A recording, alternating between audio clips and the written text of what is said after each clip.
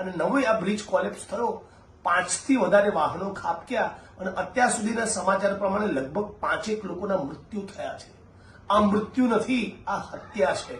ભ્રષ્ટાચારના પાપના કારણે થયેલા ખૂન, જેમાં અધિકારીઓ અને ભારતીય જનતા પાર્ટીના નેતાઓ મોટા ભાગના પ્રકરણમાં સંડોવાયેલા હોય છે.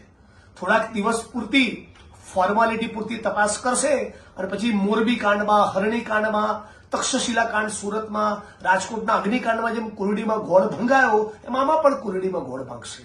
હું સમગ્ર ગુજરાતની જનતાને વિનંતી કરું છું, 6.5 કરોડ ગુજરાતીઓ એક બની માગણી કરીએ કે આ ગુજરાતના મુખ્યમંત્રી પોતે રાજીનામું આપી દે, અને રાજીનામું ન આપવું હોય તો તાબડતોબ એક એવી એસઆઈટીનું ગઠન કરે જેમાં સત્તાધારી પક્ષ 2 માણસોના નામ નક્કી કરે અને વિપક્ષ 2 માણસોના નામ નક્કી કરે. એવા 4-5 નોન કરપ્ટ સારા અધિકારીઓની તપાસ ટીમ જોડે તમે ઇન્વેસ્ટિગેશન કરાવો.